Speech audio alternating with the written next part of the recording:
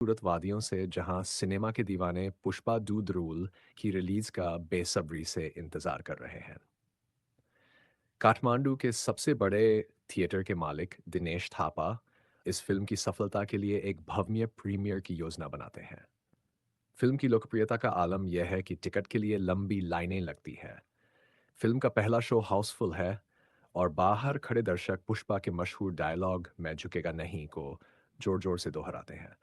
इसी बीच एक स्थानीय पत्रकार आर्यन जोशी इस फिल्म को कवर करने का जिम्मा लेता है।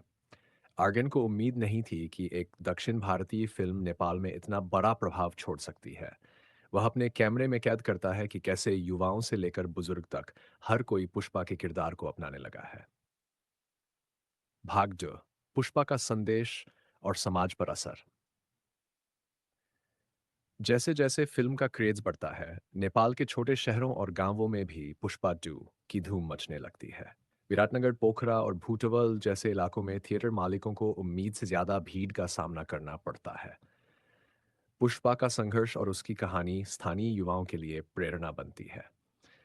पोखरा में एक गरीब किसान अर्जुन बहादुर, जो अपने परिवार का पेट पालने के लिए संघर्ष कर रहा है, पुष्पा की कहानी देखकर अपने हालात बदलने की ठानता है। वह अपने गांव में बदलाव लाने के लिए छोटे छोटे कदम उठाना शुरू करता है। इसी दौरान आर्यन जोशी फिल्म की लोकप्रियता पर एक डॉक्यूमेंट्री बनाता है। वह देखता है कि पुष्पा का किरदार लोगों की जिंदगी में सकारात्मक बदलाव ला रहा है। भाग 3, संघर्ष का दूसरा पहलू। कहानी में ट्विस्ट तब आता है जब नेपाल के अपराधी दुनिया में भी पुष्पा के प्रभाव का असर दिखता है। करण शाही, जो एक लोकल गैंगस्टर है, फिल्म से प्रभावित होकर खुद को पुष्पा नेपाल के रूप में पेश करने लगता है। अपने गैंग के साथ मिलकर भ्रष्ट अधिकारियों और बाहुबलियों के खिलाफ लड़ाई छेड़ देता है। लेकिन उसका तरीका पुष्पा से अलग होता है। वह हिंसा का सहारा लेता है। इससे काठमांडू में अराजकता फैलने लगती है।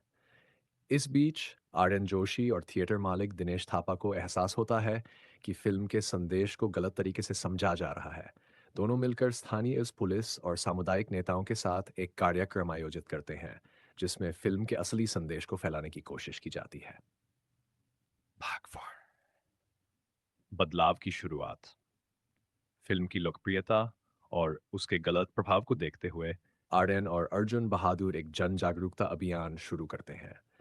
वे पुष्पा के संघर्ष और आत्मसम्मान के संदेश को सही तरीके से लोगों तक पहुंचाने की कोशिश करते हैं।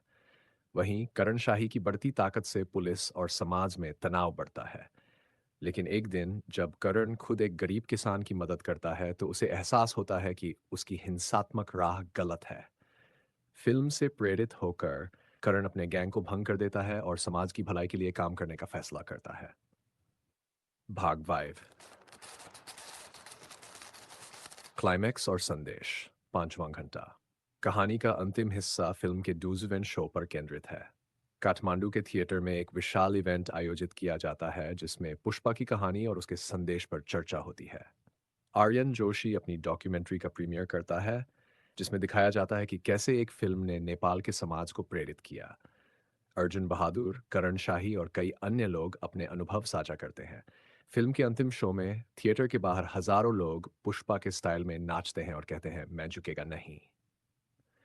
कहानी इस संदेश के साथ खत्म होती है कि सिनेमा केवल मनोरंजन नहीं है, यह समाज को बदलने और प्रेरणा देने का माध्यम भी हो सकता है।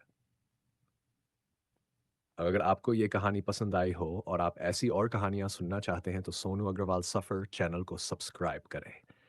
हर रात 8 बजे बोलो और हमारे साथ सफ़र का आनंद लें।